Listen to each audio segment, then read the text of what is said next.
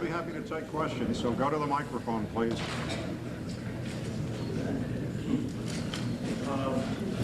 Just a reminder, this is an international crowd, so we don't have any congressmen here that represent us. And second thing, can you tell us how much more the dollar should fall before it starts hurting your economy, knowing also that major dollar declines have in general been coupled with major stock markets decline? Well, I think there is some connection between in fact, all markets are connected now. The oil market, the oil futures market, the currency markets, the stock markets, and the bond markets.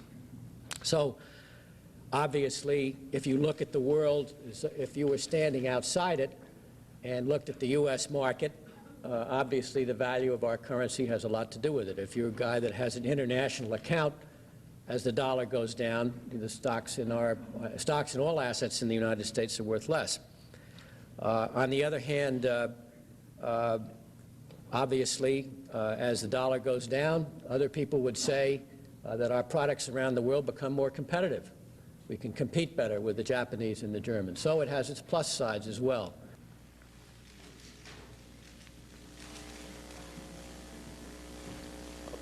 Looking at the resolution of the budget problem, there's been a lot of talk about a credible solution.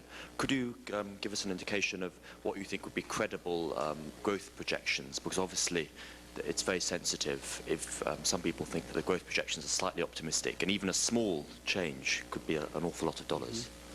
Well, the Director Darman, taking into account the changes in the economy and the projections which a lot of economists have for the economy over the next several years, as we approached this set of budget negotiations, redid the budget slightly to assume lower growth rates. And I believe next year's was 0.7 to 0.8, something like that.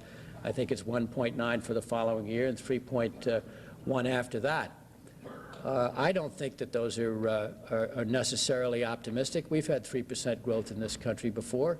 I don't see why we can't have it again if we'll just face the music and come forward with a deficit reduction plan, which we should come forward with, and which, if we do come forward with, will help us use our national savings pool for what it should be intended.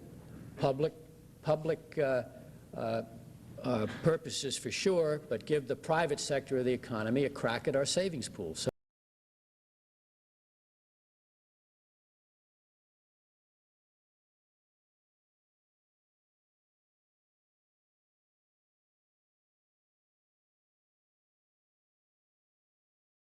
Are you fucking stupid?